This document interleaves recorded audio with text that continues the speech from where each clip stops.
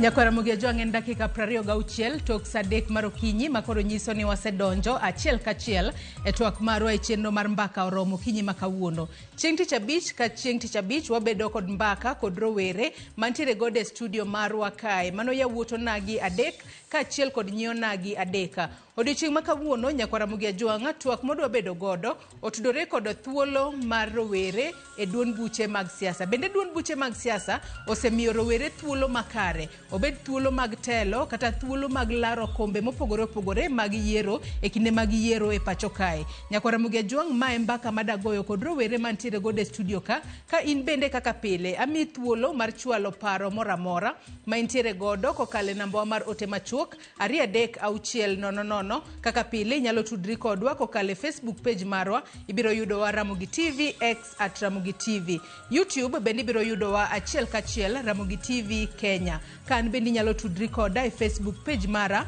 ibiro yuda Joyce Odur, mbui mara mar X ibiro yuda @JoyceOdur_. Kwachako twak marwa yanga kaka pile ajamiyo rowere thuolo mar mondo mi gifulre ginyiswa nyingi gi gino magitimo e boma ma Nairobi ka. Chak e bada korka kodi machiegni Philip ami thuolo mar mondo mi pakri. Erokamano. Anto nyinga ng'eny. Luore ni ng'a makoro luonga. Wuonwa gi minwa chaka Philip Ochieng' Okech. Okech ne nying wuonwa Ezron Okech Adero. Gi minwa Irene Auma Nyasuba. Jokanyaluo to luonga ni the second. Negi luonga monda bet MCA gi mar ariyo 2027 koro biluonga gani the second gibeto luonga ni wise man. Agoero kamano aya Homa Bay County aja Karachuonyo Kanyaluo ward. Nairobi kata somo Kenyatta University anti kamogik mar ang'wen atimo computer science. Machiegni twak okinyi makawoni wacho ni in the second. The second Kanyaluo ward. Aya machiegni Philip the second Kanyaluo ward. Ageno ni jo Kanyaluo ward gin giseramo ni rawera ema gitero. Giam onge ng'ama ginyalo winjo sani kopogore gi an. Kata kamano wang'e ni party. Ema desire. Kora kedi bochungi party mane mbaka mokelo waka odiochieng' makawuono. Lois machiegni twak ichiyo nade? Achiel maber. Anito ngani Lois Atieno. Anya Migori County, aya North Kadem Ward, anya Kadem, Nachike constituency. Nairobi ka atimo biashara. Ini onge nyinge mang'eny ka Philip. Machiegni twak okinyi makawuono. Irene papen mari machiegni. Anyinga Irene Vera Awuoro Nyango. Anya Imbo Siaya County. Modak kamoro ni lakini wadak kamoro ni Kisumu Kolenyo Bonde School kanyo. Nairobi kaya some school mar Kenya Institute of Mass Communication kuma atimo film. Machiegni twak okinyi makawuono. Basaero koni antiere kod ja Homa Bay, Nyamigori gi Siaya. Kosi Siaya kendo Kisumu. Anya Imbo. Ija Imbo Siaya County doge. Machiegni retwaka bikorka koni machiegni twaka Nyangata. Ichiyo nade? Achiyo maber kamano Joyce. Kuom gwelwa mondo obed gi mbakani. Ani luonga na Uma Nyangata. Awuod Nyangata Kodero. Aja Suba Mbita. Somo kwa primary school. Anokil Kamaloka. Nairobi ka. Atiyo in one of the farms. Koro I'm an active citizen and Gen Z. Koro gik machal kamagi moraga. Kech ahero ni wago mbaka mondo walok our society. Kech wanyalo mana loko pinywa ka wago mbaka. Kod bedo gi mbaka machal kamagi gik mabeyo kabisa. Nikech iwacho ni mbaka ema kelo lokruok e yor dongruok. Gloria machiegni chiyo nade okinyi makawuono? Achiyo maber. Ginyinga an Gloria Chieng', anya Karachuonyo. Anya kwar nyargi Beno Locho Kelo. Kama ka skul moro ni Kandiege mano Karachuonyo kidonjo gi kindu kwa Chakadel kan. Koro baba na be nyinge Tobias Odhiambo asomo skul mar Gogo. Koro asomo mixed school. Kenda mor mar bedo na Nairobi ka ane mbalariany mar Nairobi. Mana center kanyo main campus. Bende atimo biashara e skul kanyo bende an jatelo. Koro amor mar bedo ka okinyi makawuono. Machiegni twak okinyi makawuono. Carlos machiegni twak. In benda mi thuolo mar mondo mi leno mondo ing'iswa ni ker mipakori ni ker ni nyingi kosen mana mano makori chuogo. Erokamano Joyce. Ginyinga luonga ni Ker Abich Carlos. An Secretary General ma mbalariany ma Mount Kenya University. aja Homa Bay County, Rangwe constituency, Gongo Kagan Nyawita. An woda bicho mpoko chuny raia. Ano min gi Ruth awonya seme. Kirni to mae nying mana jopiny obatisa. Kichaneno ka mbele kae kaka wabiro kae twak mar yudheni 40 years from now kwang'eny an madhi dong' ker kende Luland kech onge ng'ama manyo nyingni kopogore koda. Koro kik wabwalarne to kasa ogik to an mamiya godo nikech asekawe. Ji dhi garo sewuok ji dhi. Erokamano. Achak mana kodi nikech iwacho ni isekao nying mar ker. Akia gimomiyo seche moko jopiny no batisa e nying makamano. Kata kamano, twak montiere godo okinyi makawuone na thuolo mar rowere mano e duond buche mag siasa. Nyaka sani wang'e ni wantiere kod duond buche mopogore opogore mag siasa e pacho kae. Kopogore kod mano mar ODM, UDA, nitiere mang'eny, Wiper, Ford Kenya, ANC. Kata kamano, bende gisemiyo rowere thuolo makare e duond buche ma wantiere godo. Erokamano kuom penjono. Kwang'iyo parties mantie Kenya kae, anyalo wacho ni pok gisechiwo thuolo ne rowere, but koro gima winjo bedni wang'iyo ne to gisechiwe e ongang machalo nade. Nikech iyudo ka most parties ma wan godo e Kenya kae, kata kikawo for example Kaluo kachacha, ODM e party ma ong'ere sana gi jopiny. Kendo jopinyo believe in their manifestos. But iyudo kaka youth, participation mar youths e party, gidwaro participation mag youths, but kogik weche mag involvement kata iyudo gimoro. Ng'eni party kidonje, iwacho ga ni party donjo for a long term commitment. Manyiso ni samidonjo nitie gik ma hihawo mbele mondo ibiyudi. But ifwenyo kaka wan youths bende samoro, wan kod haraka mang'eny mag gik mwadwa ni biro piyo. To iyudo ka sache mwadonje party pod wakia, pod wan koni pokwa bedo piny mo decide ni mae mabede koso mae mabede, pod wan gi chikruok mar paro. Koro iyudo ka mae jodongo take advantage of decisions mwa make kaka youths, though wan mwabedo active in the activities. Kaito at the end of the day koseketnwa gimiyowa cheo kata moko man piny. Kata ka gintie to gin moko mag piny makata koteri gima chalo for example election, chances gi mag yudo telo iyudo ka pod ni piny sana. Koro iyudo ka gin imiyogi cheos madongo malo kacha chande, and jopiny gigen trust mar jopiny, kaito gidonjo e thuolo mag telo opogore. Yeah. Lois karwa ketwaka okinyi makawuono, bendi paro ne duond buche mag siasa diera osemiyo rowere thuolo makare, nikech winjo kanyo kaka kaloso wacho kanyo ni nyalo bedo ni miyogi, lakini ok gin mago magidwaro, gin mago mani piny ma seche moko ok nyal kata konyo rawera. Of course, parties pok no miyo ga youth sana chances. Number 1, party dwaro ga youth sa campaign most of the time. Any youth knows how to mobilize people very fast. Alafu number youths beng'eny. Koro ibro ni party tiyo gi youths mostly, but ok ti kodgi maber. Then another thing, nitiere membership mar party. Koro ng'eni the moment midonjo e party, nyaka i-register. Then in terms of positions, mimiyo youths e party kaka ker wacho, nitiere positions mok nyami be kaluwore gi age. Gin positions kaka mage ma un kaka rowere ufil ne party osebedo ka tuono, nikech wacho ni according to age. Nikech jomoko wacho ni seche moko age higa en mana kwan. To seche moko ng'ato nyalo bedo ni hike ni piny lakini oriek moloyo kata ng'ama hike oniang'. Ineno kaka for example one ODM, dong ODM nitiere ga youth league. Koro ng'eni every party, ANC, obed UDA, nitiere kaka youths nigi categories margi. Koro I can only specify on ODM nikech ODM ema se interact go ahinya. Tema jo luo be nigo sana. But ibro fwenyo ni Joyce, youths ok mi adieri chances e parties gi.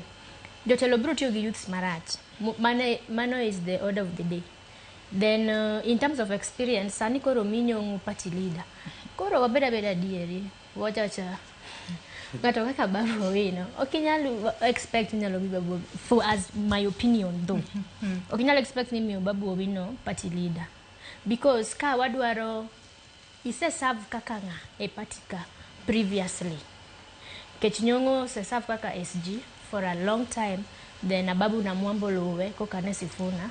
Koro sani ineno ka age, experience, alafu dwaro be inyalo tingo ji mi ka party gini, but you stand firm for the party. Koro wan kaka youths wahore matin, tiere positions moko ma ok wanyal timo at a certain point, but we can give out our opinions. Gima be timore marach e parties gi, they tend to push away youths. Sama koro decisions bedo made. Itiyo kodwa pap, but they presume ni one youths okwanya wuoyo, but we can as well talk. Yeah.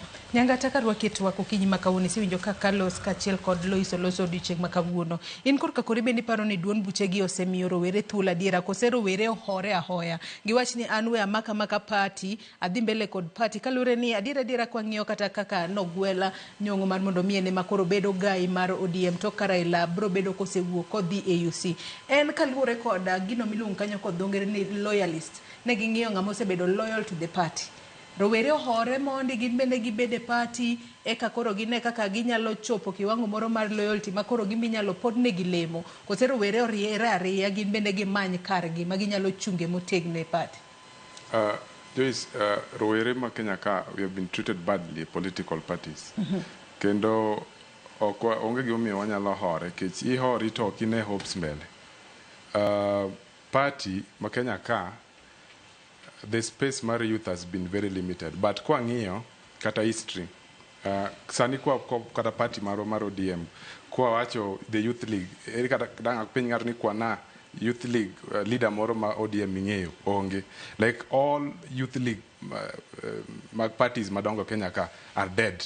King'iyo kata mane UDA kacha waonge youth league, but king'iyo youth league emosegolo very strong leaders. Kata king'iyo piny mar South Africa kocha, Malema was once a leader of the ANC youth league.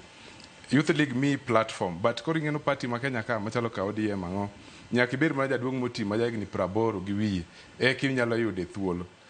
To ok wacho ni jodongo kik yude, lakini youth wane mwang'eny. King'iyo kata population mar Kenya ka we are more than 70%. To king'iyo kata katiba, as a lawyer no ni katiba pod categorize as marginalized people. Those are things we need to amend. We are the majority. Jomadongo ge magin marginalized. And I think we should chart a path ma in the next 10 years youth ema koro bed mang'eny, jomadongo go bobed bathe, koro amigi nomination gimbe giwinje kaka bedo ni kwedi chalo kech thuolo mar youth. Ngeni siasa ma Kenya ka it has been centralized around pesa. Jodongo nigi pesa moko gise accumulate wealth over a long time. One youth pod waonge pesa, but siasa ma Kenya ka ngeni obedo thoro mare ni pesa. Koro those are things that we need systematic changes mo injo benwa loko manyamiyo youth obed gi chance political parties. But I'm not satisfied with this space my youth nigo currently political parties. Yeah. Irene, kadwa ketwa kod odiochieng' makawuono nyangata okomor kod space ma rowere nitiere godo e duond buche mago mag siasa manitiere pachoka. Ipani rowere nyalo loso space nade mar mondo mi gibed motegno e duond buche. Kosa ng'o ma rowere nyalo timo mar mondo mi duond buche mag siasa nyalo recognize gi kaka rowere ma ochung' nikech kinde mang'eny iwacho ni rowere the future generation. Joyce, an gi pacha aneno ni kata kaponi ng'anyo ema jowere nyalo timo e yo makare mondo at least sirikal owinj pachwa ni wan bende onego ni gimiwa chance no mondo ginene kaka wanyalo rule, kaka wanyalo timo gik moko te mondo wakel konyruok e piny masani ni, mondo wabe gimiwa chance no mondo gine maendeleo mwanyalo kelo.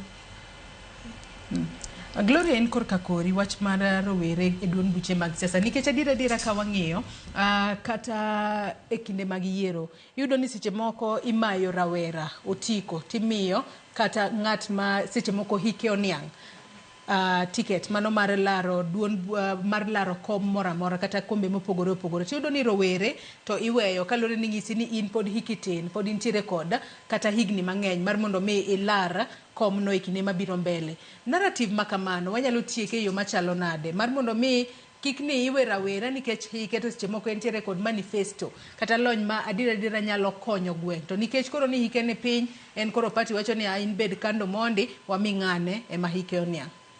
Erokamano Joyce. Gima ok ang'eyo e piny mar Kenya kae, ok ang'eyo ni jodongo gi okawa yo machalo nade. Ok ang'eyo kata gikawo ni youths gionge wisdom ma ginyalo rito go oganda. Kata ero watindo ok wanyal rito koso nang'o. Ok wanyal organize kaka unyalo dhi mbele e yore mag dak e Kenya ka. Koro e space mar youths e dongruok e parties go, youths ok okaw ma serious ahinya. Itiyo mana kodwa e sa afere, sama imanyo kura. Ang'o momiyo ok okaw youth ma serious? Kose youth ema wanyalo wacho ni owere gin readily available ma kidwa ti kodi marach to intie. Kose ang'o matimore? Anyalo wacho ni wan readily available. Nikech ni dhiuru many kura, youths te oseting'ore. To gidhi miwa alufu moro kanyo. Oseti koro gikawa ni wan wahero pesa, nitiere kaka mane yo ma ginyalo tiyo godo kodwa. Tok pesa no, to ginyalo nyumo jodongo, to wan giwewa oko. Koro e yor pesa cha ema gitiyo kodwa. Koro en kaka gitiyo kodwa, youths bende oling'. Bende waonge vessel ma de wachop go kuom joma nie telo go, ma de wanyisgi ni youths mane konyo ka udong wegi nono. Waonge vessel ma de wachop go kuom jotelo madongo go, mondo wanyisgi ni rwake ng'ane kama kama kama, rwake ng'ane kama kama kama. Koro space mar youths e parties gi, jotendwa dhi marach ahinya. Kendo kwa mor gi wachno kabisa. Omiyo wabro lao jogo 1 hour parties gi. Kabisa nikech ok gitiyo kodwa marach. They're using us in a bad way kabisa. Koro youths wachunguru motegno mondo wadonje i ofise gi. Wambo podno kamoro matin. Yeah. Philip kabiro korka kori. Thuolo mar rowere duon buche. Bende thuolo no nitiere. Kose youth en kotemo notimo kama titere athiri ng'isi ni bed piny podi tin sani bo biro. Erokamano Joyce. Mana dier king'iyo an wawuoyo ODM kech onyuola yudo ODM, adongo sani ayudo ODM, badhi nyombo ka ODM ni mantiere. Sauro banyato awe ODM, koro wawe awe ne mawuoyo wiye. Kaka kaluo, ka waseng'iyo king'iyo kata rallies mek political parties kaka ODM, youths mang'eny. Sa afere kaka Nyamera owacho, youths imiya lofu go koko, samoro gidhi kelo koko kamoro, gidhi gigo ji kamoro. Koro gisebedo ka gitiyo kodwa, lakini kochope mesa, ok gidwawa. Gitrust mana jodongo wetegi, ema gimiyo tije, gimiyo positions, gimiyo a lot of things. Koro kaka wan youths, gisebedo ka gidwoko wa piny, to nyaka wawuogi. An kaka asewacho, gisebedo ka gikona kata dala kocha ni bed piny mos, pok iromo. Lakini iwacho ni if a scorpion fails to do that which makes the scorpion, children will pick it and throw it in fire. Koro nyaka wawuogi kaka youths, wakon jogi gima wanyalo timo, gima wanyalo lokruok mwanya kelo ne kaka gin, kata ritruok otamogi kendgi. Eno ka pesa jodongo wetiki gimilorego kae. Koro wan manyaka wawuogi, gi energy ma wan kaka youths, mondo wapuonj jodongo ka ginyalo rule ji, kendo ka ber, gidog dala, waka ofise gi.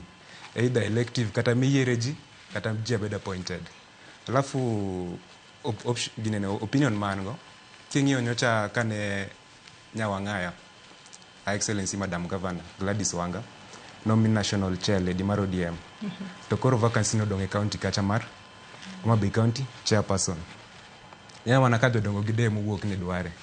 Youth mano wuok achiel gikiro oko ma nokochopo kata. Koro I prefer ni these elective, not the elective positions ma ji bed appointed giwene youths. Mondo kiwacho ni youth onego bed ni wuok oko, onego bed ni wuok oko e yo machalo nade, wuok oko gago oko, koso wuok oko manade, mar mondo mi un bende onenu ne un relevant, ahinya kinde makoro rowere osebedo ka ywak ni parties owere oko, kapod antiere kod Philip. An kaka youth ma strong, I believe ni ka ji wuoye mesa to tamore, wase wuoye mesa, ji oseywak.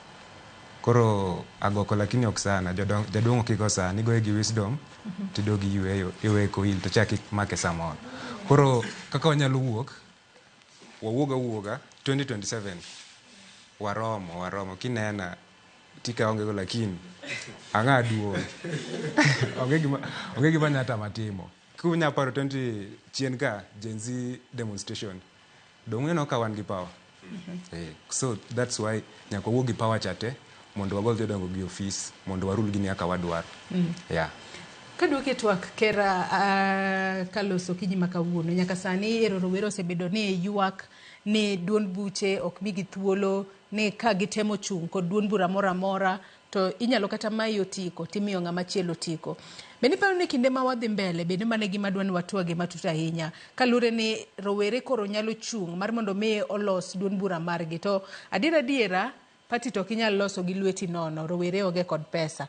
Ere kaka rowere nyalo nywako mar mondo mi kabe bende rowere nyalo nywako mar mondo mi bed kata kod pati gimoro ma ginyalo chung godo motegno mar mondo mi koro rowere we ywak kinde ka kinde ni ero wan kwa chung tingiso ni podi tin bed mos imiyo ng'ama chielo tiko. Erokamano Joyce. Ajero wacho ni piny rito kod wach to wache makelo dongruok. Kapok adwoko penjo na doko mar the spaces. King'iyo sani chamaswa mag Kenya kae ma a little bit ntiga gin gi representation in parliament, both Senate and the National Assembly. Yudo ka for example youth gi create gik machalo, they have created a youth wing. Youth wing kanyo kama youth wuoke nikech onge ng'ama biro kawi odi kaka in Joyce ni kori romo wateri idhi chung waketi women rep kata ng'ama biro kawa ni omera koro tiromo wakawa wacheri nyaki wuog oko mitang dwaro mari na jopiny miloso godo weche machalo kamano. Gima winjo watim kaka yudhe political party en gima ber because most ji subscribe to manifesto magin godo maginyiso jopiny. Koro gima winjo watim kwasefwenyo ni wan kod power kaka youths owinjo beni wagolo paro mar ni kopo ni oma Gen Z youth wadu gima chalo tiko to romo ere kaka wanyalo wuok mondo wadhwa anyomne ombulu ma ok wamodhi against the party decision magitimo. Apani mano is the big problem ma inyo yero ma Kenya kae sana nikech kine party kani chung kaka youth to iromo to komi ticket then chal ka ng'ama okoketi e system. Koro party no chalo system on its own. Koro kwa nyalo wuok mondo youth kichung to jopinyo neno kiromo ma in bende convince gima ber ni romo aneno ni winjo gimi kura to king'iyo kada party parties osekonyo ji mang'eny. Anada pogora paro kaka giwacho wetega mamoko wacho ni yudhe poko min thuolo e party. Waseneno ji mang'eny kata most politicians party ema ogrogi nikech the space manage yudo. Kata kiweyo jok mang'eny matelogi te kijana luongo ni Fikirini Jacobs stindo tiyo office governor ma Kwale kocha mago jok ma party mar ODM and Azimio Youth League ema nogolo oko. King'iyo jok machalo Babu Owino kata yogwenga kuchuchu nitiere MCA matin kabisa jagin mano yombo at the age of 25 but not a ticket mar ODM but nikech nong'e wuoyo gi jopiny nong'e lombore gi jopiny kendo pache ne liu moyo jok mano mi ticket jopiny ne oyiere kendo sani otie maber en achiel kuom MCAs matie maber ne jopiny. Koro winjo wawuoge paro mar ni owinjo pesa to kokelnwa to wachama nikech chiemo to siko romo be ok rom kata ibed mana gi milion 100 to ng'ato mi siling 1,000 ni onge siling 1,000 koro dakitam dikawe. Koro dwani wakawe but at the end at the back of our minds wang'eyo gima wadwaro telo makare to telo makare nyaka watem mwami yudhe nikech some of these parties gimiyo waga nyaka nominative post e counties kuchochonde ok dwa wachno gimiwa gima wawacho ni owinjo beni wariku ere kaka wanyalo actively participate mondo walomgi mondo thuolo magimiyo kaka gin tin ere kaka wanyalo medogi nikech jomatindo wane mwang'eny to wane mwagoyo kura to wane mwaketo the party activities to be very lively. Ere kaka inyal medwa telo go mang'eny mondo oskuma the agenda mondo wa reduce the number of jomadongo mbele no kacha. To king'iyo kata wach mar pesa ing'eni ndalo machon ji ne bedo jomwandu at the age of 40s 50s kadhi but tinde king'iyo sani yudo ka rawera matin mbese waginegi riembo Mercedes e town kundegi at the age of 30s kama. Koro mano nyisi nang'o? Ngima sweko kendo ngima o change. Kaka technology bende advance. Koro nyaka we adapt. Chon jodongi yiero nikech maybe negichako build themselves kagithin, and kagigik at the age of 50s is when they have proved nigiromo. Koro kaka youth nyaka wachak sane mondo kala ka biro yiero mabiro kata kok 2027 2032 ang'o mamono mondo jikoro jopiny yieri kech nisebiro e ground. Aya neno ki wuoyo kanyo makare nya kendo ang'e ni joma thoth oyiere kodi kalure kod gigo miwacho. Kata kamano adwa ni wadhi achiel kachiel e kaunti ma Migori kalure ni e chenro mar mbako romo watudore kod jofwambo magwa manitiere counties mopogore opogore mendo wawinjane kopogore kod miyowa mbaka kod jopiny e thuon wach mwatwake bende giluonwa sigana kata reports mopogore opogore e kor gwenge kama gintiere.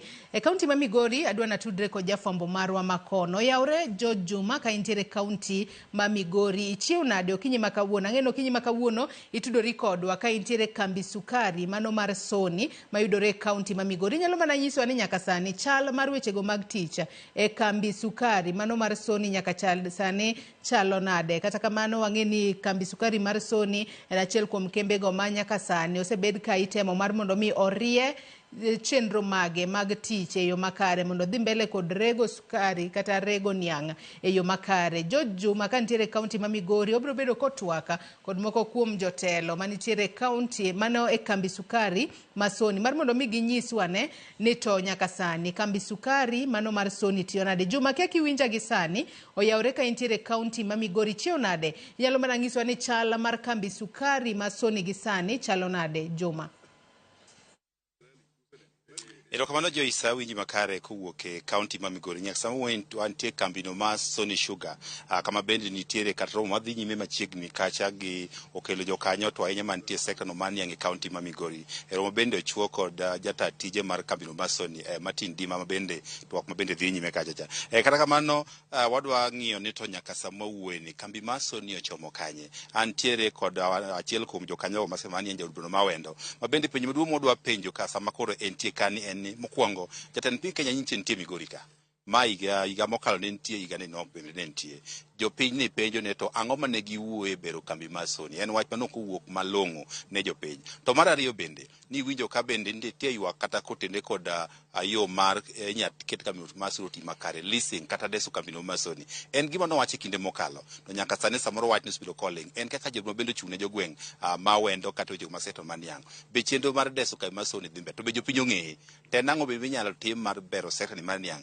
to enye kambi ma Sony ka bende sama wuoye ni en dweche 4 nyaka kambi ma Sony konye yud jata tije mongirore midendo kaka substantive MD mabende osebedo ka yande onge kuom igni 7 mokalo kabindi gino ne mae kuro dhi bero sekta maniang' to enye kambi maniang' kachako kod jod bura ma wendo kichwore gi machiegni kama mokwongo ka kambi ma Sony nyaka kamwa gikeni kapok wang'ene to orie kanye jatend piny Kenya nitie Migori ka nyo wuok ndalo machuok mokalo nyo kwa winjo wach mar niang' kiwache kor kinde mano wuoyo okang'ene memorandum mar kota romo mar bedo gi jatend piny Kenya ang'o mani uwacho monego kony e bero sekta mani tanye kambi ma Sony. Erokamano George thuolo mane jatend piny Kenya olimowa Migori County ng'eni ncho biro kama tin nobiro nus odiochieng' ma dine obidha all day nitie kata wendo kunde gi dino chope mo ng'iyo gima timore ka. However thuolo matin manobire ni to nomiyo wa nafas kaka jotelo moyier mawuok mwalo koni ma wadwa romo kod State Lodge Kisumu ma wago mbaka issues ma affect kuonde mwa aegi issue manatero kaka jaod bura mawendo ma represent Sony Sugar nen ni ere kaka inyal ber Sony ting'eyo ni mae program mosebet ka dhiga mbele ka sirikal nyocha jatend piny kano biro ka nowacho ni nitie kaka odwa ni sugar industry olosi maduogi machak bedo profitable ne jopur man ka so nowachnwa ni ing'eyo ni nitie wach leasing ma nyocha dhi mbele mano chakore ni mondo kaw kembni gi ong'iya ne kaka inyal yud ng'ama bero gi makaw gi e yo mar kodesa mondo okel masin manyien mondo okel gik manyien management style manyien manyalo miyo jopur winjo maber minyalo miyo chulo jopur chon kendo nyalo miyo tich winjo maber. Koro nowacho ni gini e gima ne dhi mbele mar leasing ni nitie joma yando tere kot to e thuolo nikech ne ok otim public participation moromo mane nyalo miyo jopiny bedo gi ng'eyo gima timore ma gi understand ma gi winjre gi jopiny na ngoga ngomi dhi timnegi. Koro e wach mar joma notere koti gi nyicha president onyisowa kan Kisumo ni obiro sort out within the next 2 months. Aparo ni dwaro kaka ji nyalo bedo piny mawinjre joma notero wach ni e court to gi sirikal mondo wawinjre to ken public participation tere kaka idwa time mondo chenro cha odhi mbele. Koro gima nowuok kacha ni within the next about 60 days mabe aparo ni sani gisechako dong matin onego beni wayudo duoko ni to wach cha koro chopo kure. Nitie winjruok e kind sirikal gi joma notero wach ni e court koso en nango mondo wadhi mbele e neno ni ober kembni mag sukari. Awinjo kiwuoyo wach mar deso kambis leasing. Kineno ka sani jopiny ywak e were ma kaka idwa des kembego mag alap ndeke machalo gima jopiny onge gi ng'eyo. E wach leasing kata deso kambi mar Sony, japiny bende nitiere kod ng'eyo malong'o sama wuone kaka in ng'ama otelo negi. To bende kotime bende odhi bero sekta mane ntaje kambi mar Sony. An bende an achiel kuom joma nowacho ni ne ok otim public participation moromo nikech kata wan dine wabede involved ma wapimo ne jopiny kaka jo representatives gi malo kucho ni en ang'o ma waneno ka bere gini to bende gimidhi timni dhi konyogi. Omiyo kata sani nye wanyiso president ni wa feel ni onego bed ni wabedo engaged kata wa engage jopiny malong'o mondo wanyis jopiny ber manitie gini ka wan osenyiswa ber manie iye. Gik mwasewinjo iye gima miyo leasing nyalo bedo seche moko ni ok rach ahinya ka wanyalo yudo machine manyien. Kech sirikal osewacho ni ok dwa medo keto pesa e gigi. Ting'eyo ni kambi kaka marwa ma Sony ma wan go sani ni ok odhi maber nikech masin ma wan go ni en masin manogur 1978 to osebedo mana kikonge pile pile. Konge ni koro ok lose. Ibiro yudo kaka sukari kata samwa wueni ok onyal rego maber ma giyud pesa monego bed ni giyudo. Koro ka inyal kelnwa masin manyien e iye ka then wanyalo winjore ni to joma biro mokelo nwa masin manyien to gi management style manyien to gi gik manyien manyalo bero gini gin joma dwa bedo ka thuolo marom nade. Nyaka wawinjre ni gikel ang'o to gidhi bedo ka thuolo marom nade to ere kaka gino dhi kelo ber ne jothurwa ma gin jopur man ka ma gin johala me area ni to gi jotich sana sana matiye Sony currently. Ka wasewinjore ni gini ber to waonge kode gi problem nikech sirikal ok nyal kete pesa ting'e ni kae dwaro capital injection maber manyalo miyo gini duoge wang'e kaka ne en chon. Kwadhi kwatieko chike matayo sekta manie jopur ywak kinde ka kinde onge chike malong'o manyalo keto sekta makare. In jaod bura ichung'negi une muyalo chike mag niang'o gi kanye. Chike mag niang' samwa wuoye ni nyoketa e committee mar mediation between National Assembly to gi Senate mayalo madhi winjore e weche chike manche ni e sugar bill ka. Nitie man kaka ne wawache National Assembly then kano dhi e Senate to nitie reservations ma jo Senate nyocha ntiego. Koro los mediation team between the National Assembly to gi Senate mondo wayal weche chike gi mondo wa harmonize gi wawinjre to gin chike manie iye kacha ber biro keto kendo sekta mar sukari bedo maber nyowoyo. Omiyo wadhi romo ka ji odok e bunge tich ariyo juma manyien tapani chieng' tich adek waromo kaka committee to wachako yalo gigi mondo wakele chike gi mapiyo piyo makogi kata sama koro iwache arrangements mag improving sector no kata mag leasing to gi mamoko to koro wan gi chike mongirore manyalo rito sector no maber. Kawe nyeyo wano ka piny wacho chungo chenro mag golo sukari kowuok oko be mai dhi bedo gima koro kelo ywak dhi tieko ywak kata midhiro ma sekta no seneno kuom kinde malach. Ing'eyo ni sukari ma oko osebedo ka affect kembni mag sukari gi e thuolo malach nikech ino ka sukari kose oko kucha to biro gi bei man piny kato kore use ka bei man piny miyo jowa ma struggle karego sukachwa makagi koro uso sukari diwo gi sukachi gi diwo nikech ok ginyal duoko beche piny nikech production costs mag gi ni malo. Koro sukachi gi diwo to ma affect industry ni omiyo chunge kabisa aparo ni nyalo bedo maber biro miyo jowa opportunity magi nyalo koro uso go sukachwa gi kato pesa go dhi to chulo jopur to chulo jotich kato weche dhi mana maber kuno. Erokamano kuom twak makamano e kinyawi ma jodbrono ma wendo wol to wino ka bende pod wago tajka jatenda kata jata kabido ma Sony pod dhi nyime kod bura ka bende bang' ka bura ni rumo to wadhi yudo kode twak mar ng'eyo kambini ma Sony nyaka samo gikeni orie kanye bende koro chung' kinde mokalo ne kambini kone dhi ka gima koro gore peye kara mano malegli mwasewinjo sama ne owuoyo kochako wuoyo mare MD ma Sony Martin Dima wach ni nitie geno king'iyo niang' ma sani koro kambini rego sedhi malo kata skari ma bende koro kambini golo kipimo kod kinde mokalo pod nitiere pogruok maduong' gisemedo okang' manyime man ne koro kambini koro ber koro wabiro medo go kode twak mar ng'eyo ni to bende wan okang' makare sekta ni manie county ma Migori bende ne yo makare mane koro ganda mabende yande puro niang' koro bedo kod geno e kit pudi magisebedo ka gipuro kuom higni malach. Erokamano ahinya George Juma kowuok kaunti ma Migori. Wawinjo kanyo yo makare kakitwa kod jaod bura mawendo kotudore kod chala mar kambi sukari mano mar Sony, kendo wageno ni gibro bedo ka giketo maina ahinya kaka jaod bura mawuok gwenge mipidhe niang'. Maneno ni kinde ma irego kata sukari Sony kono to jopur bende owinjane mit mano mar pith mar niang'. Nyakwara Ramogi Jwang yena mar mondo mi akaw yoyo madundo gi sani ka waduogo wabobedo ka wadhi mbele kod twak kod rowere mantiere godo. Kik idhi mabor.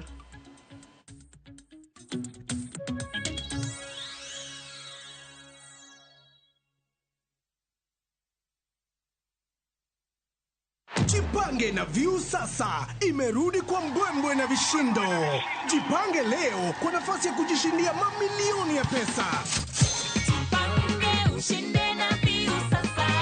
Bonyeza *487*3# na uweke 50 bob tu au tuma kwa paybill number 724177. Account number ikiwa ni nambari yako ya simu. Utapata content na point 50 za kuingia kwenye draw ya kujishindia 50,000 kila siku, milioni moja kila wiki na grand prize ya 3 million shillings. 3 million shillings. Jibambe na content nyingi zaidi, uongeze chances zako za kushinda. Jipange na View sasa. Weka 50 bob tu na huenda ukajishindia 50,000 kila siku, milioni moja kila wiki na grand prize ya milioni 3. Shinda mamilioni. Sheria na masharti kutumika. Imeidhinishwa na BCLB number 0000130.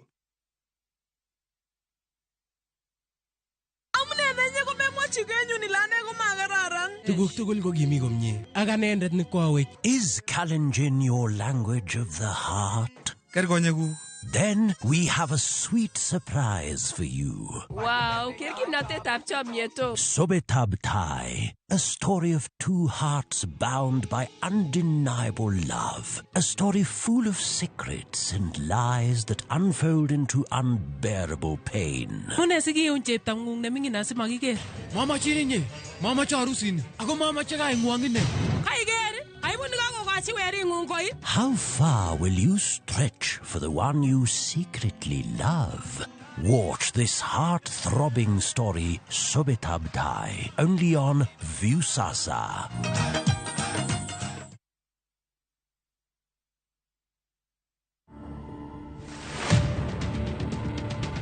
Beautiful, extraordinary, wonderful woman to be with.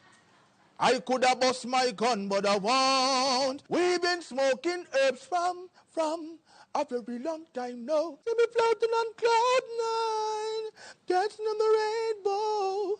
I could have been, I love me, oh, I love to be. Turbulence to the future. Digital what? Bang, bang. To watch this story and more, download the Citizen Digital app today. Kenya's #1 app, Citizen Digital.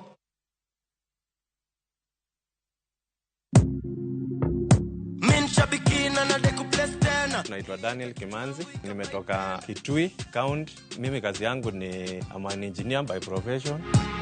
Shambiki ya fieta, nilianza kucheza na pesa kidogo, nikimprove kidogo. Nilikuwa nakula tu natoa, nafanya kazi zangu, lakini mpaka saa hii ndo nimefika pahali nikakula pesa mzuri yenye inaweza nisaidia. Saa hii nikiwa nimesimama hapa, niko na furaha sana. Nimeshinda 1.5 million kama venye mnaona kwa hii check. Hii pesa itaenda kunisaidia sana pamoja na familia yangu. Niko na watoto shule, italipia fee. Biashara yangu ya construction pia huwa inahitaji pesa mingi, itaniboost kiasi kikavito, na pia nitaendeleza mambo zingine zangu. Win big in seconds. Aviator Shabiki.com inakupa the biggest multiplier in Kenya. Shinda up to 50,000 times your stake. Yani ukiweka stake ya 100 bob, ndege ipeperuke, unashinda 5 million within seconds. Changamkia Aviator on Shabiki.com. Not for persons under the age of 18. Authorized and regulated by BCLB license number 428.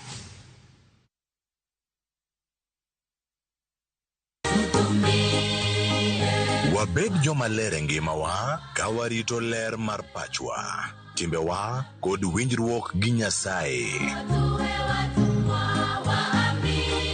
Kawadhialo dwe mar Pathfinders, waikoni nyasi makende sabatoni, kokalo kuom wende mamit. wach maler kendo maber mar Nyasaye koa kuom jakwath Meshak Muga. Ka wan gi chandruok moro amora, ka wadwaro kwe makende modhiero ng'eyo, nyaka wadhi mna ir Nyasaye kuom lemo. Injili ngima, Sabato, sari okinyi, kik bai.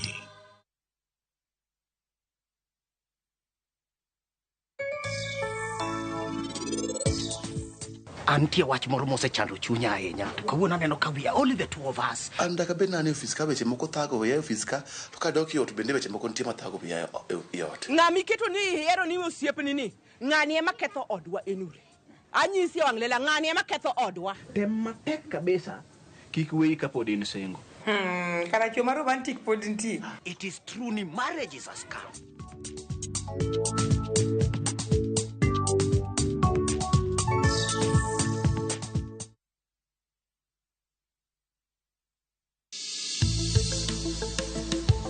Ngimawa en gima duong' moloyo. Onego bed ni wang'eyo kaka wadak, korka chiemo, exercise, nindo maber. Wakelo ni achiel kachiel lakteche man gi lony mar arieya e weche ngima dhano. Kik wa discriminate ne joma nigi ndulume to tikwa pandgi to ng'eyo en teko. To kodok korka ngima mar del, bedo gi ng'eyo nyalo kelo lokruok maduong'. Wacho ni kendo Ruth pile pile ni e penj laktar kaindi chiemo watiyo godo mondo wageng' tuoche. Wabiro wuoyo gi ji e yo mabiro mulo chunyi kendo miyo pachi yawre. Obwongo gi del gin ga gigo motimre nade moriwore. Koro gimipidho obwongo mari luwore gi gino mipidho dendi. Riwri kod Ruth Otieno e penj laktar. Wuok tich nyaka tich abich saa 12 odhiambo mane Ramogi TV. Penj laktar. Ngima en mwandu.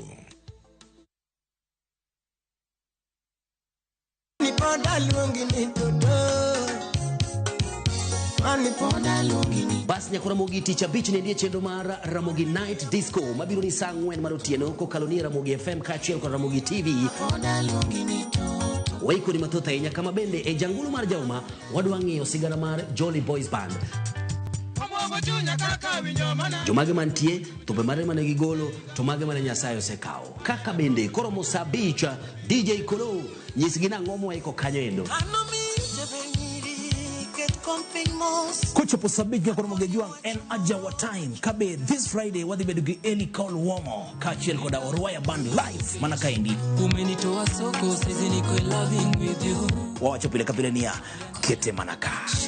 Toine mara makata wuto kodinga mapija onge jaberine mara.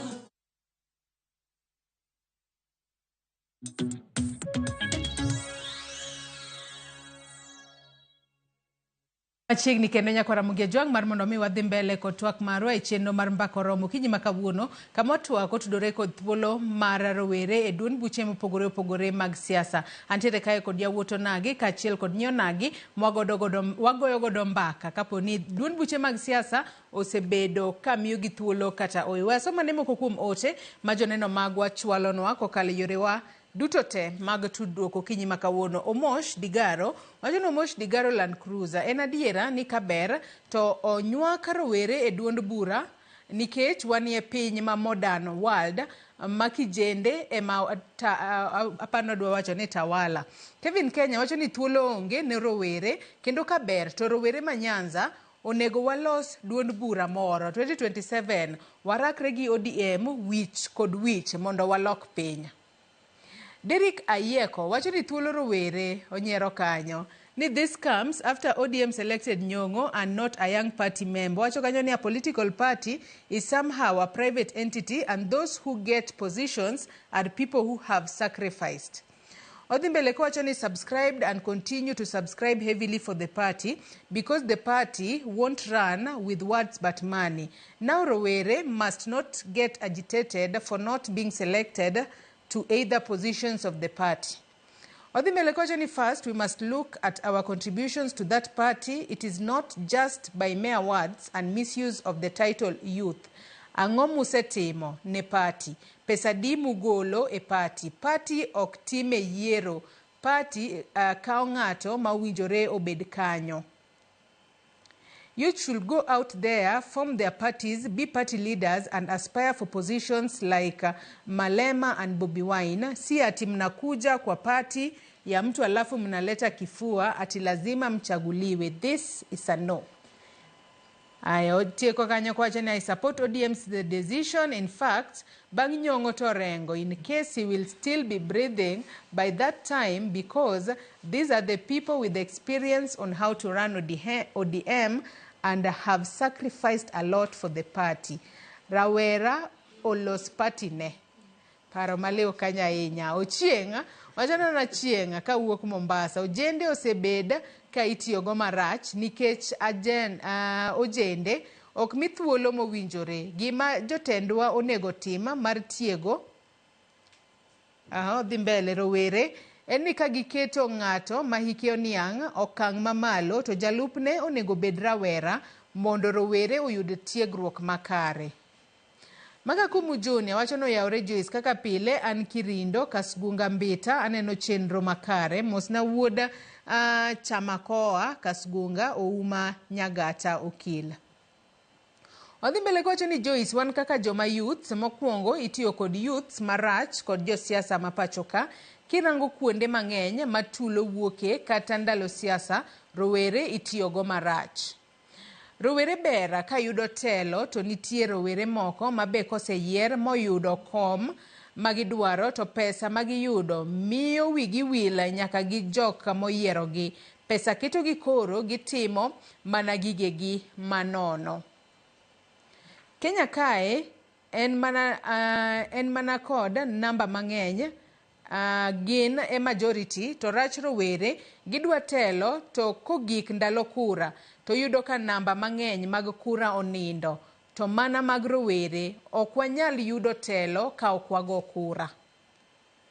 Otego kowacho ni rowere owere kod weche mag koso goyo kura mondo giyier jok magidwaro. Paro maliwa ahinya kanyo. Lilian Awino wacho nan Lilian ka wuok ndege an gima nyalo wacho ni pesa sani oketho nikech pesa ema giwuoyogo. Ka Engineer Lazaro Kanyambok bende wacho ni an bende pod an youth, lakini shida ma youth nigo en ni they are very aggressive and hungry for big money. Ok deo rango kaka pesa ibiro losi makata en mana donje manyo teru mar nyota. Miyo kata mana gin giwegi they are afraid of themselves nikech recklessness nyaka koro gijituma mondo gibed absorbed in various sectors instead of forming themselves into fierce critics of the government. Mano Engineer Lazaro Kanyambok mar Kariobangi Jamaguye Kanyada East. Otimo gi kanyo mako kech Voste wacho ni youths have clear minds that can enhance change in various spheres of life, but the greedy tumbocrats don't care about our fate. Winjo pach rowere kata pach joneno magwa macholo ote kotudore kata kokalo e yore mopogore opogore mag tudruok okinyi makawuono. Ote makamago pod wabo medo kawgi kinde modhi mbele kod twak mar Nyangata kachako kodi nyaka sani ere kaka rowere ponono nyalo tiyo kod duongi mar mondo mi duon buche mag siasa owinjgi kata owinje duol mar rowere. Ok bed ni rowere ywaka kaachiel kod pachi kotudore kod moko kuom ote ma joneno magwa ochwalo. Mokwongo agwero kamano ka mos makakumu ano jagwenga. Maybe to react aneno ka jowinjo orote, but I realize ni nitie maybe information moko romo. Ano ka ng'ato wacho ni penjo youth ni miyo party ang'o. I think people don't understand. Poki miyo party gimoro nikech iwacho ni ng'ama onge gimoro ok nyal miyo kin gi gimoro kinyalo medi. So, okay, maybe Jomoko can understand political funding, how political parties are being funded. What they need to know, ni political parties, imiyo pesa, mae usuru mari michulo. There's a political parties fund which pays a huge chunk of the money ma political parties nigo. Koro ka ng'ato wacho ni imiyo political party ang'o, to kata king'iyo sa nomination, you pay. Okay, naneno gramote mokelo ni samoro maybe ka youth chulo pesa makama, but after all ichulo pesa samidhi nomination. Koro ng'ato ka wacho ni youth nyaka mi ang'o pesa ang'o, but we should understand ni pesa mar political parties akanye. Kado kipenjo mipenja ni eri kaka youth nyalo tiyo gi duondgi mondo wayud thuolo e party. Nitie yore mang'eny mwanyalo tiyogo mondo duondwa ochop e party. Youth, first of all, kana sewacho ni namba wang'eny, wanyalo tiyo gi our numbers, and sani we are digital, we are generation, for people my age, we are generation Z. Koro we are on social media. Koro kiyudo kata ka youth wadu moro is an aspiring kaka osipa ma jakarachwanyeni, keto poster kanyo dwa bedo MCA, share, like, comment, wach weche moko manya encourage so that we feel part of the conversation. Kendo youth wawe nitie itiyo kodwa marach ahinya nikech pesa mathin 200 siling 50 koro mini dhi gol koko simi kongo moro matin kanyo ni koro madhi dhi keth siasa. We should know our worth. Kech ka iseng'iyo tekoni kata thuolo ma in go, ok nyal ti kodi gi jasiasa yo moro mar oyuma ni mi pesa matin mondo idhi kel dhao. Youth owinjo beni wabedo together, we support, kendo we should provide the difference. Again, parties ma Kenya ka, there is no sound ideological line magin go. Any party kaganda wacho, ka jatend party wacho ni north to jidhi north, ka kiny south to jidhi south. Mano piny ok nyal dhi mbele on the whims of people. Kaka unachio unado face north, to koro jogate the north. What is your political ideology as a party? Mano has been lacking throughout all the parties mawase bedo Kenya ka. Waonge ideology. Koro youth party, okay, there was a time we were trying to register Gen Z party, but nobody turned down at the register of political parties. Chik ma Kenya ka as it stands, you cannot form a political party maybe as youth only and to exclude everybody. But as youth, we should also be diplomatic. Wamanjok moko ma support wa kech untie karajo madongo ma really supporting our cause. Kech kata manang'anyo mancho wanendara. Untie jo mancho support wa ma ok gin youth. Koro some the kaka loss of party and whatever and things like that. Winjwa manjok moko, we should also know how kaka wanyalo sumo paro, kaka wanyalo sumo support from other categories of people more in youth. Koro those are some of the ways my youth nyalo tiyogo. To gibedo ni ng'eyo teko nikech kwa ng'eyo ni 170%, onge ka in 70% to ng'ato koni ni majority and you need special seats. We should belong, and we should, as youth, we must say that if you are not on the table, we are going to break the table, then we'll repent later. Yes. Lois kaduke twaka okinyi makawuono bendi paro ni duon buche mag siasa kalure kod pon experience misebedo godo bendi paro ni duon buche mag siasa wanyalo wacho ni gi priority kata gi address gik moko manyalo konyo rowere obed weche go kata mago mag nok mag tije wantere kod weche go mag somo kaachiel kod kata weche go manyalo konyo gero ngima mag rowere. Bendi duon buche mag siasa gi konyo ahinya dhiro agenda ma gin gigo ma otenore kod rowere. Okay, Joyce, kapok adwoko penjo, owinjore ng'ato penjre ni in kaka an individual, kapok you expect anything from the government, kata political party, you personally, what are you giving out for the people? Nikech as a leader, nyaka ing'e ni abiro achung', ibiro ng'e ni ibiro gore matek mbele kama inyalo gi independent, kigolo party. Then parties ma wan godo gin gi weakness achiel. They don't look for someone who is competent. Ging'iyo fuki.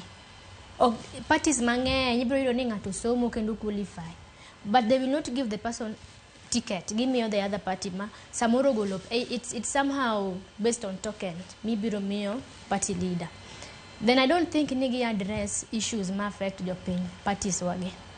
Parties ma wan godo gi en ohala mar wuon party. To party ok en wuon mar wuon party kende, nitiere cartels be most around party ka jok madhiro their candidates. For example, nyayudo ni ng'ato chung dala kaka kachacha ODM ong'ere. Ibiro yudo ni ji ochung, but ka gichako chung to gichunga gi ODM te. Then ODM digolo certificate to miyo ng'ato achiel. Then nitiere tira ng'ato moro ma koro or ma en koro chung mondo keth ne nyawadgi kura. Mano ng'e ni ogori gi party, mano ora gi individual, but they are working together with the party. Then another thing we as youths, owinjore wa form organizations, be it CBOs, be it NGOs, mondo wa come up as youths. Nikech mbele ka, waseneno gima parties osenang'o ji mang'eny seriously.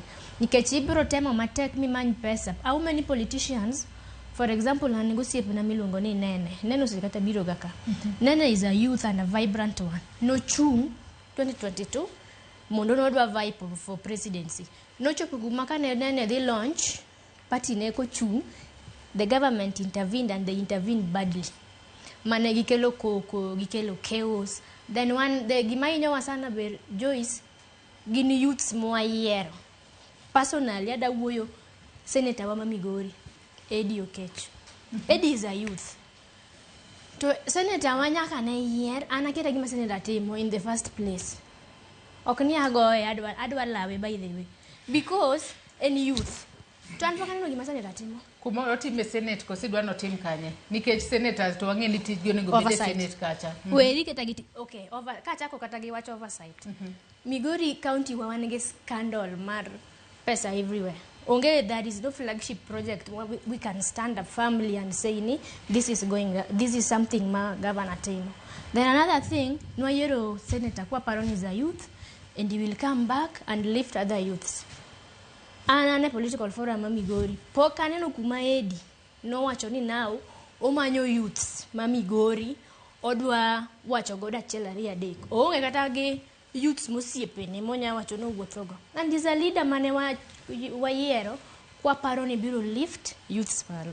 Then another thing madwa wacho siasa ka kibire to bika ingi parareyo inyalo dhi katinya do but one ga very positive ni idwa dhi but parties ma wan godo de keto wa piny nikech namba 1 ibiro chulo fee mar party ineno party ni bentiere ga kuma owinjore gi mi ji support ngamochung and a few people knows that jo mang'eny kiaga. Then party be winjoro ofolo ni ng'ama wamiyo certificate ni be jopiny ni kode koso wamiyo ng'ato certificate nikech nogolo gimoro. Then wame kaka youths winjore wa accept ni ka wa endorse ng'atwa mwang'e ni youth wadwa wachungi ng'atwa ni ng'ato wacho ka comment maber ni ok wanyal bedo ni wago koko oko to waonge ombulu. Sani ang'eyo ni once bitten twice shy. I know people will come out and vote 2027. Mondo kwa vote now one sure. Inyalo stand firm ni na go kura to na go ng'ata. Akiani how already are Gen Z 2027 ma wanya uwok mwadhwa kwan kura. Wan uwuon. Mondo wang'e ni nwa endorse youth wani otimo maber koso youth wani ofelowa. Gloria kaduke twaka odiochieng' makawuono ere kaka rowere onego bed ni konyo e jiwo kata ineno ni manifestos mago mag duond buche mopogore ochopo kare nikech adiera mana kwasebedo kwatwa kwasewacho ni rowere yes gin jogo ma aggressive gin jogo manitiere kod duol ere kaka onego bed ni seche moko gikonyo eneno ni gijiwo kata manifestos mago mag duond buche mopogore. Okay, kachako twakno waweuru kao youths ka enemies mar piny masani. Ok inyal nyisa ni anyalo bukra boka chiw gokinyi nadadhi chung MCA. Nyaka bed naseluwo constitution masosomo ni gini karo se qualify. Kisedhi mbele kacha ichaki tamiyo tiko ni kia qualify. Ok qualify na tisi sosomo misi chopo nyaka kanyo. Ok inyal chopo diere kanyo ka chakruok ne ok ber. Koro sani kata kawacho ni youths obedi piny to los party moro. Adiera ni wanyago ODM maber kabisa. Wanyalo yombo gi kabisa nikech youths gi e kura. Jo parties mamoko gi tiyo mana kodwa e manyone gi kura. Mabe kwa loso form organization marwa kata party marwa to wago kura e yo moro maber. Ma youth ogo gane gichunga ng'at gimoro machiel motegno maber. Wanyalo go jo parties machielo gi. Kech parties machielo gi bo geno mana kumwa wan youth wawegi. Koro youths gi be ko form mana margi to bed wane kaka degi ne ana gi wangi. Yeah. Aya gi sani adwa ni wadhi achiel kachiel.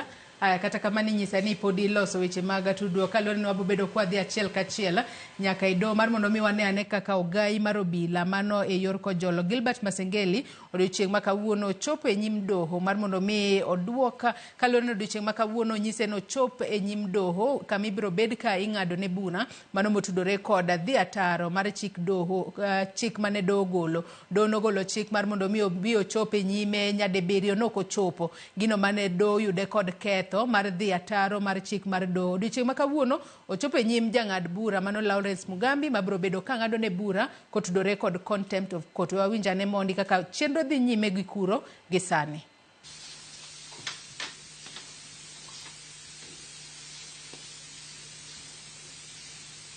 Yes, my Lord, we filed an application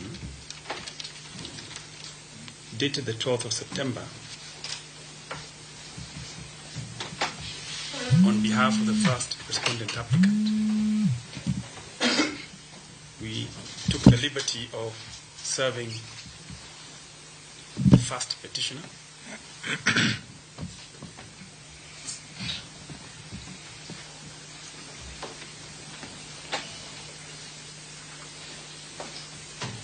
My Lord, without going into the merits of the application, the said application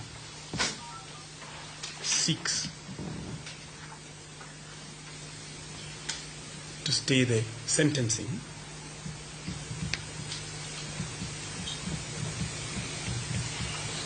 on the basis of the fact that between conviction and sentencing,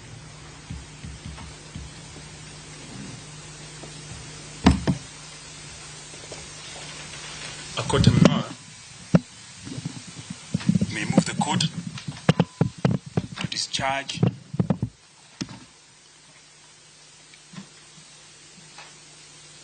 the conviction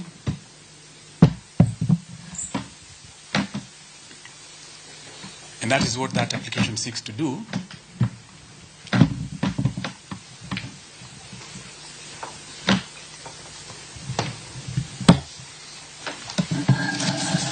My Lord, our humble view and plea is that this court gives directions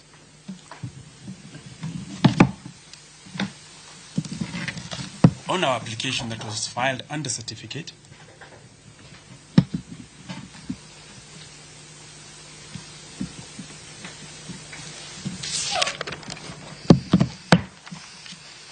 and thereafter, once directions are given, keeping in mind, my Lord, that I believe there's an application of the petitioners that has not yet been heard.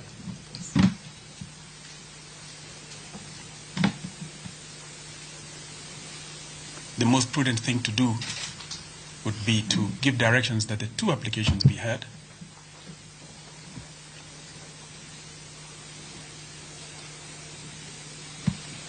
And once they are heard, then the court, if persuaded, can then proceed thereafter to either discharge the conviction or proceed as it sees fit.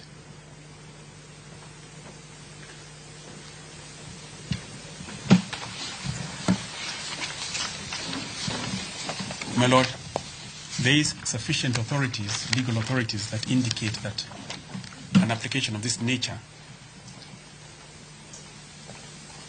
is well founded within the law.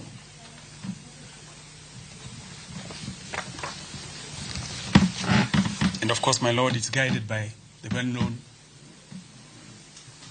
principles of a fair hearing found in our Constitution, Article 25, and also 47 on fair administrative action.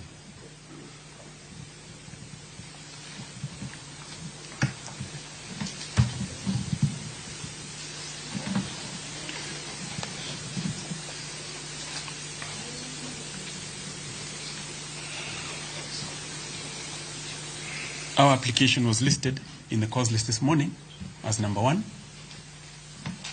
at 9 a.m. under certificate,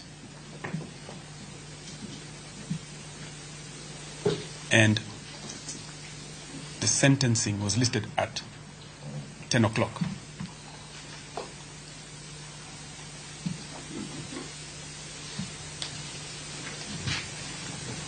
We therefore humbly pray that directions be given on our application.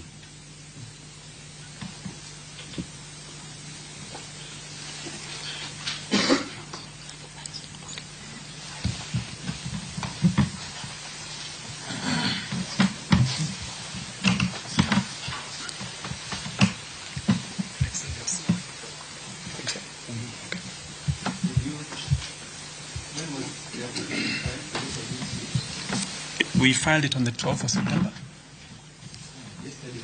Yes, my lord. About 4 p.m. and we served immediately after, my lord.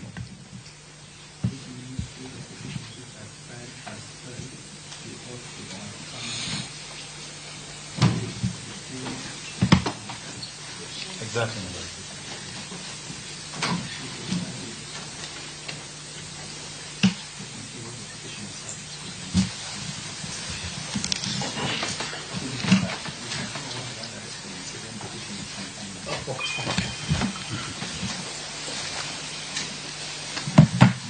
Yes, my lord, I go first. My lord, I share the views expressed to the court by the first respondent. My lord, simply because of the nature of the application, it seeks to have the decision finding the first respondent in contempt of court to be reconsidered, my lord. And I believe that owing to that nature of that application, it has precedence, my lord, over the sentencing that it seeks to stay. So, my lord, in terms of the hearing calendar, I propose that we deal with our application now that it is before court, before we take directions on the issue of sentencing, because it may affect the issue of sentencing. Nyakwara Mogiajuanga chenro matimore achiel kachiel kowuok e do mano ma Milimani kama ogai maro bila e yor Kojolo Gilbert Masengeli ochopo kuro odiochieng' ma kawuono pod waluonu godo machiegni kendo wabobedo ka wadok kuro e kinde ma jang'ad bura biro bedo ka chiwo ng'eto mare e wi ketho makoro nodonjne godo ogai maro bila e yor Kojolo Gilbert Masengeli kuom buono chopo e doho nyadibiriyo kaluwore ni nonego bed nochopo e doho mar mondo mi oduok penjo kotudore kod lal mar jo Kenya adek mano wete ariyo kachiel kod jaked ne ratiro mar oganda mano Bob manyaka sani pok ong'e kuma gintiere. Chenro makamano pod waluonu achiel kachiel e doho ma Milimani. Gie thuolo ni adwanu adhi achiel kachiel kendo nyaka e od bura mar Senate kama jatend migao mochung' ne wechego mag wuoth Davis Chirchir odiochieng' ma kawuono ochako chopo e Senate mar mondo mi oduok penjo kendo opedh oboke mayango tudruok ma piny Kenya nitiere godo kod kambi mar Adani maliekore ni dwa kawo paundeke mano mar JKIA kuom thuolo mar higni 30. Wawinjane kaka jatend migao mano mar wuoth Davis Chirchir nitiere od bura mar Senate. Senator Richard Onyonka and therefore allow Q&A thereafter. Most structured, Chairman, the Senator did ask, Honorable Senator did ask us to confirm. 1 minute, when CS. CS and Chair, my opinion is that since he has dealt with the first items, it would make sense that we engage on this first phase before we go to the second phase. I don't know whether that would... Actually, that was just a background and introduction. Okay. He has not actually started answering your question. Oh, okay, that's fine. So the first question, what we will be asking ourselves is, because there are about, is it 17? 17 questions. Okay. So whether we go through all of them or we can... Okay. So we can start with the first one, that is to confirm whether Kenya Airports Authority has entered into an agreement with Adani. That is on page 4.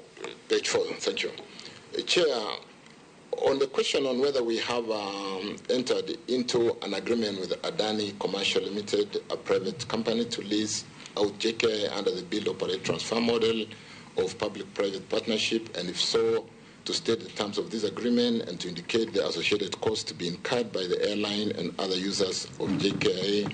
Chair, Honorable Chair, no concession exists between Kenya Airports Authority and MS Adani Holding Limited pursuant to the letter PIP application of March, currently undergoing stakeholder engagement, due diligence, and drafting of the concession agreement.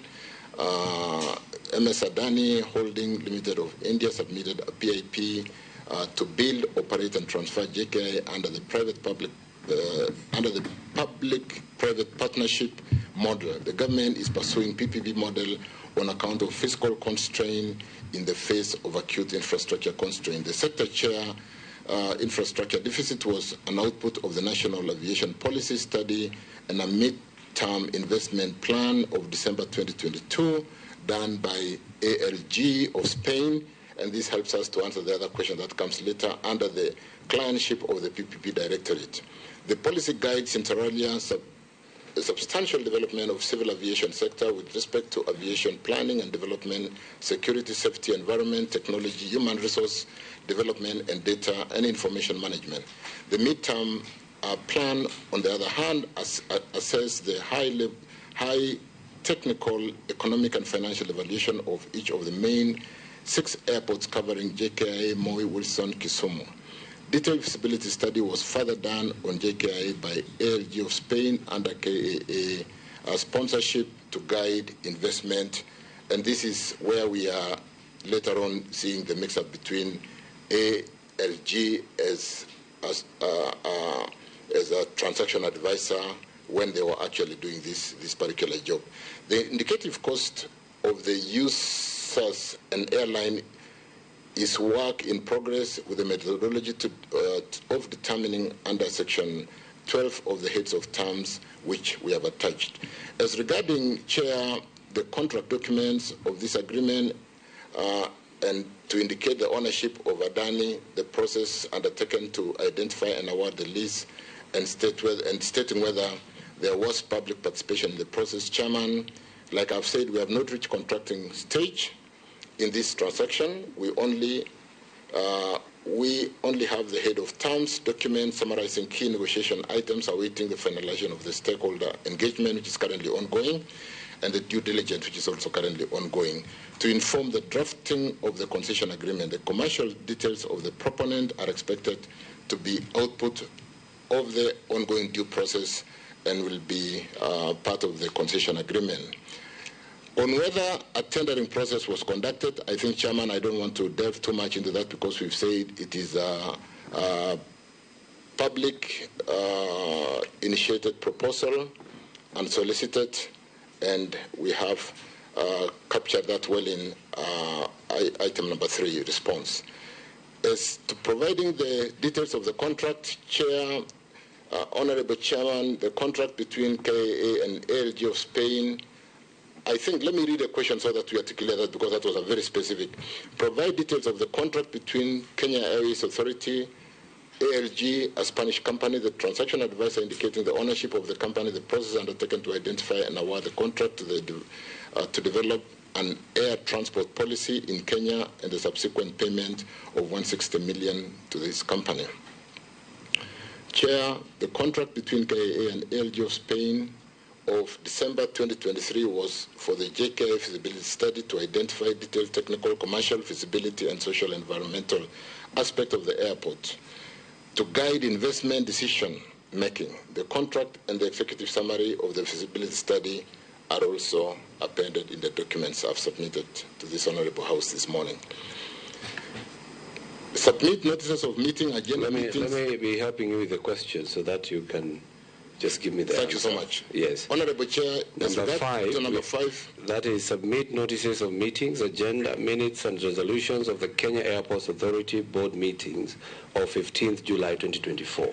Chairman, the board formed an ad hoc committee to handle the JKIA concession project with respect to the technical, financial, legal risk, stakeholders management, and other relevant aspects. The committee commenced its sitting on July 15 with a notice of draft minutes attached to the document I've submitted, also included in the pack. Question 6. State whether the government plans to avail free land to the company known as Adani Commercial Limited to build a city-side development on public land, which may lead to land disputes in areas surrounding JKIA. Honorable Chairman, the government is not offering any free land to Adani Airports Holding in the proposal. Adani included in its proposal a request for 30 acres of land at JKIA for real estate and commercial development. That's what we are calling the city side. This request has been excluded in the pending concession agreement, but will be handled separately under the KAA policy on concession and leases like any other commercial operation, including approval by the head of public service, which is the current policy on leasing out government property. Refer to section 2.6 to be specific on the head of terms, which is included in the pack. Honorable Chair, the committee also sought for supplementary information on providing a copy of the privately initiated proposal and the contract documents between.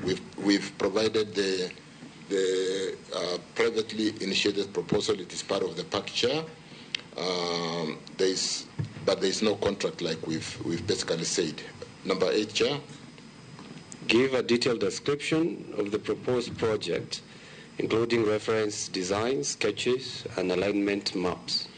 Here, Chairman, the project covers refurbishment of existing terminal, construction of a new airport of, is it 23 million PS or 23 million capacity new passenger terminal, building to include access roads within the perimeter of the concession, parking, garage, aprons, rapid exit taxiways, extension of existing parallel taxiway to a runway 24 threshold, supporting infrastructure, repair of pavements, and construction of a second runway of, is it 5 kilometer?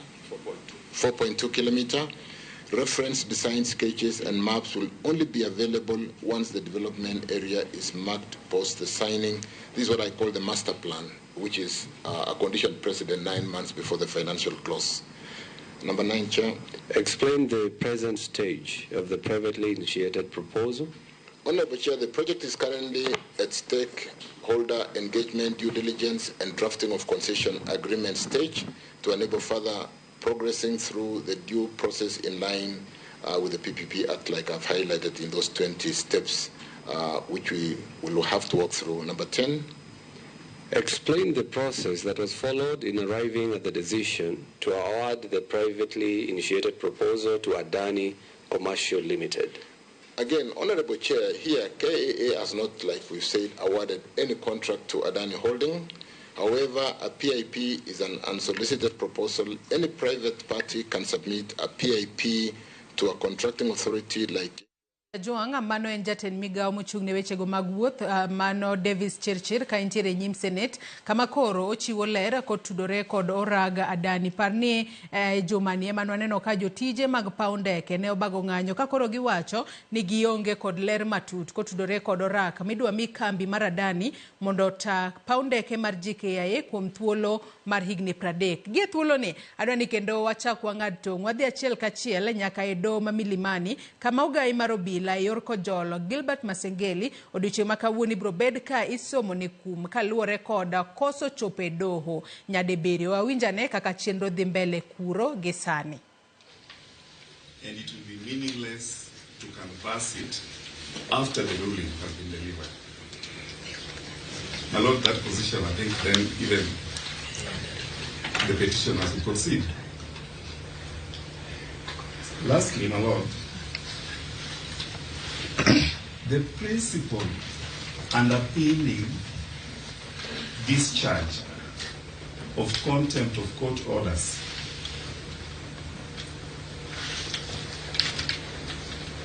states that from the time of conviction to the time of sentencing, the contemptor has an opportunity to move the court.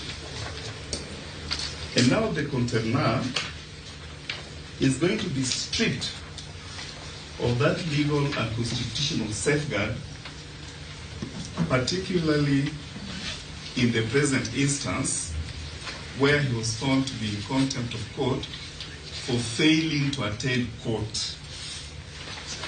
And that application has detailed what the court could consider if the court were to be persuaded as a reasonable explanation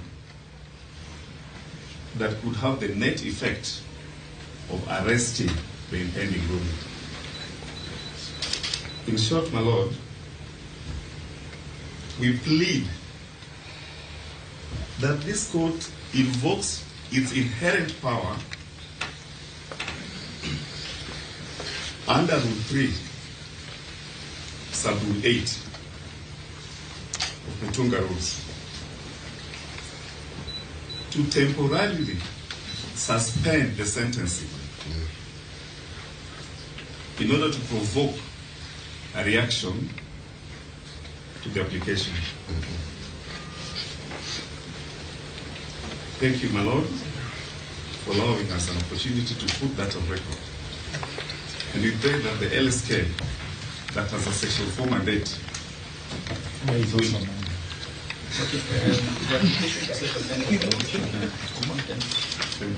has come too late in the day, in the morning of the deliberate sentence for the contempt of court.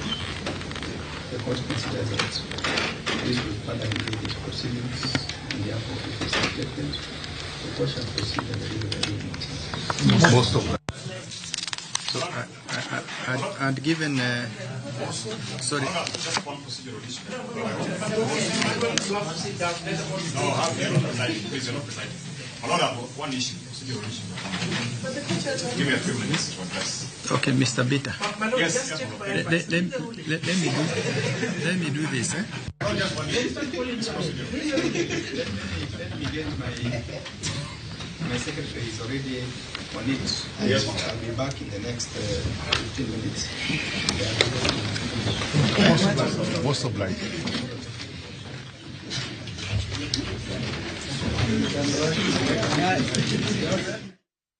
Nyakwara Mugejuang mago weche motimore achiel kachiel kowuok e doho ma Milimani kama ogai mar obila yor kojolo mano Gilbert Masengeli onjo chop kanyo kata ochopo kuro odiochieng' ma kawuono mar mondo mi owinjane kum mibro miye kaluwore kod obuono chik mar doho notamre kata nodagi chopo e nyim doho nyadibiriyo gino manoyude kod ketho mar dhi ataro mar chik mar doho. Chenro makamano Nyakwara Mugejuang pod waluonu achiel kachiel. Ano ka thuolo marwa osemana rumo kinyi ma kawuono wadong kod dakika 11 kende to watieko twak marwo kinyi ma kawuono matiende ni koro sawa oserumo kata kamano anga mi thuolo mar mondo mi uchiw wachnu mogik ahinya nyako tudore kod thuolo mar rowere duon buche thuolo marwe morumo kalore ni wanyalo wacho ni TV ma live geche kotuch to nyakwakel Nyakwara Mugejuang mar mondo mi Nyakwara Mugejuang bendo bed kod ng'eyo wi gik mopogore opogore matimore e pacho kae. Irina korka kori ka watieko ka achiel kod wachni mogik bende paro ni rowere oromo olos duon bura achiel margi mar rowere wetegi nyalo siro kendo koro gine ni gin kaka rowere gi nyalo poro wach kigena mondo kik gibed kod paro moro kata feeling moro ni duon buche moko oweyo gi oko to koro gibed e duon bura margi giwegi. Erokamano Joyce, an gi pacha aneno mana ni kaka wan rowerni kaka wan yudhe waji mobilize wabi kamoro achiel kendo walos patino en mana wabelieve ni wanyalo timo gini to gi achiel wabro nyalo. Philippine korka kori wachni mar rowere biro kanyakla mar mondo mi olosa duon bura achiel mano mar siasa mar mondo mi one kaka ginyalo sudo mbele mondo gibed kod paro machal manifesto machal manyalo konyo e jiwo rowere wetegi kachiel kod wachni mogik. Joyce, watch party no a support seriously nikech ODM gi jodongo wagi UDA oseprove ni ogidwa winjo wacho bogidwa ni klidwa e activities gi. Alafu just an idea the youths wanitsa kwa dhilo so party gi ODM gi party step odaro inclusion of all youths in the activities political economic in each and every way kaka agombo lekna en bedo loko ngima jorotenge makoro adhi e telo nitie youth kamoro ma ohero gige pur omanya ko nyalo support alafu youths wa kata nyithi school mantiere mbalariany colleges omanya ko nyalo miyo gi support through scholarship and everything katieko jokanyaluo gima ne wachako cha wadhi tieke pi maler ne oganda nyithindo somo maber minewa like environment mar business ber wadhi tieke 2027 eruru kamano. Erokamano ahinya Nyagata wachni mogik achiel kod paro mar loso duon bura achiel mano mar rowere. Erokamano ahinya Joyce. duond bura mar rowere is very possible kendo en gima onyalo loso, but rowere oseti kodwa mang'eny for optics, iketowaga youth wing ang'o. Koro wan be wanyalo manyo jodongo moko ma also in support of our movement, nikech kaka nawachonu, the registration of Gen Z party was turned down nikech it was just excluding other people. Koro wanyalo manyo osiepe moko from other age groups mondo gibi mondo walos party. Mar ariyo manyalo weyo, as youth, let us continue mobilization and telling our people about their political rights. Kech ignorance mantie kuom youth, kata kineno kaka tero comment moko, nyiso ni this somebody is not informed. Okong'eyo the power ma hold as a youth or as a voter. As a voter, you have the power. Kech in mimiyo jasiasa tich. To kibedo ni ikia thuolo kata teko ma ingo, emomiyo josiasa tiyo kodwa yor oyuma, kendo gibiro gimiya pesa mathin, kendo we cannot hold them accountable nikech wakia power ma wan go. Koro youth, let us join. Sani everything is digital. Nitie groups mang'eny. I'm a member of one called Kenya ni Mimi. Like just to mobilize the youth, mondo wakon gini, this is what we are going to do. Sani yiero dhi mbele, yiero dhi biro ka 2027. Ok wadwa neno ni youth podi dhi tigo, dhi kelo koko, dhi kelo ang'o. Wadwa ni youth obed part and parcel of changing this legislation. Because jodongo gi wasemiyo chakre Kenya ne yud uhuru nyaka sani higni 60. Jodongo gi osebedo locho gima ber mwaseneno kaka jomatindo onge. Ikonwa ni rit kinye kidonji to tho masani okong'i, inyalo tho kata kapod itin to you have power. Casto number 2, we are educated, one gi lony, wang'eyo, we know what it takes to lead this country. Koro kik ng'ato koni ni ni pod ithin, pod ionge pesa, just present yourself and believe in whatever you can offer to the people. Then let us also be the difference. Ng'ato moro wacho ka ni nitie youth moko be kosedonjo kono, they become assimilated. Gibedo kendo gidonjo, gin makoro gin corrupt molo kata jodongo makocha. Wayoru keto mbele dwar mar choko pesa mang'eny. Pesa ok go dhano. Kitho tiki mana gi lewni mirwakogo gi sanduku. Koro kwa wan youth omiwa thuolo mar serve either in elective or appointive position, let us deliver. Kech waseneno kata Kenya ka example maricho youth moketi, they don't inspire confidence in the youth. Koket youth moko makata kochung' ne we parliament, owacho gimoko ma irrelevant, oko push the youth agenda. Koro as a youth, if you go there, don't continue with the incompetency, corruption manti. Let us be the difference. Ero kama na inya. Wach ni mogik, Glory. Wach ni mogik na nyikwa Ramogi Ojuang. Anyalo wacho ni yudhe wasebedo audience for her for quite a long time. Oseti kodwa gi jotendwa. To mae sawa. 2027 wane ground. Kwanyalo loso party mamarwa. Mondo wamba wachung'e, wanene ka bende wanyalo timo gimoro. Oseyiere jodongo waneneno koko konyowa. Dong'umbe jodongo dune gima youth nyalo timo. Duchungi youth moro achiel munene ka bo nyalo koso ok nyalo. Be usetemo gi muneno ni ginyalo koso ok ginyalo. Mogik to ne jogogo makanyo, ang'eni ne giwacha live, ne ginyisa ni gibro nena. Agoyo ni erokamano kendo nyaka warom kendo. Thank you. Erokamano ahinya. Wach ni mogik, Carlos. Erokamano Joyce. Iko gani the wise read the star. Jomariek somo sulwe. To jomatindo te wacho gimano jomatindo teko jomadongo. To jomadongo rieko jomatindo. Koro adwaro kwayo yudhe te. Wawuogru oko, watimuru mobilization, watim gimiluongo ni civic education ne jowa madongo mondo wanyisgi ni piny osedhi kendo piny osesudo. Mondo in any other thing we engage for youth inclusion. To yudhe bende kik wachauru chama, wajiunga kod chama. Mondo wa create gimiluongo ni youth wing. Koporo ni youth wing no tamore or any other space manyalo miyowa platform, then we can come up on our own mondo walos gima nyalo konyowa duto te. Mondo we move as a team. Koka mano mogik, yiero mawacho ma 2027 yudhe te omany kura gi register kaka voters. Mane gima nyalo konyi e gik moko te mawacho kaegi. Erokamano. To ne jorangwe constituency amoso duto te hap Nyasaye mad bed na kodu. Erokamano ahinya. Lois ni mapoki wacho wach ni mogik mana mapiyo kwa tieko. Okay, I don't wanna stress on multi-party. Ntiere ga center of multi-party democracy ma deal gi all parties. they should see ni youths be gin upcoming leaders. Some parties still bedo piny mawuoyo. They should consider youths. Then another thing, an affirmative action. Every political party should practice affirmative action. Mara government is in the constitution.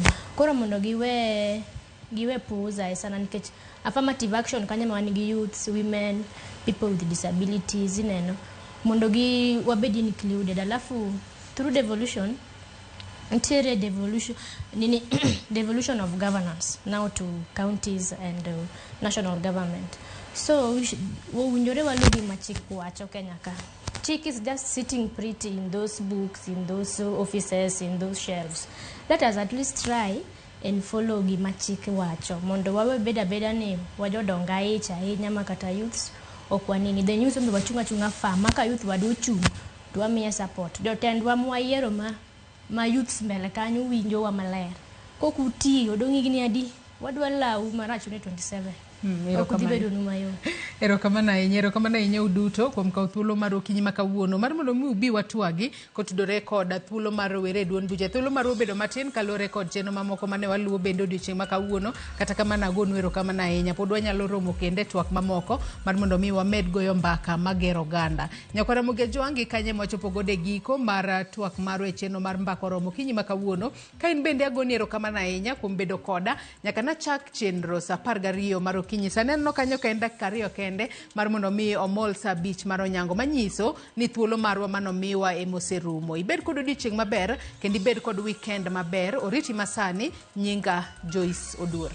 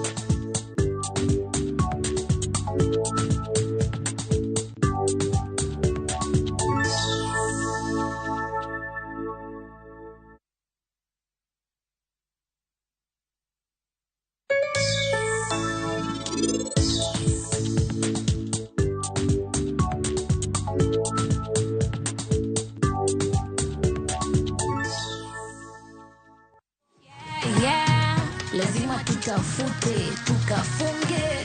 Yeah. Make it happen right now, not yeah.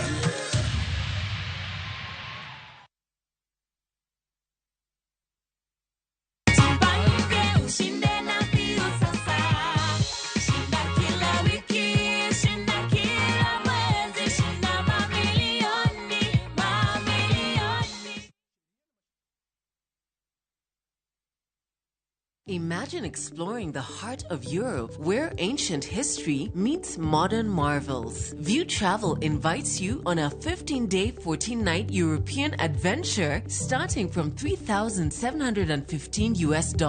Discover the enchanting cities of Madrid, Barcelona, Paris, and Rome. Stroll through the imperial forums in Rome, marvel at the Eiffel Tower in Paris, and witness the grandeur of Santiago Bernabeu in Madrid. Cruise down the River Seine in Paris and glide across the serene waters of Zurich Lake. Experience the thrill of a high-speed train journey from Barcelona to Paris and soar above the bright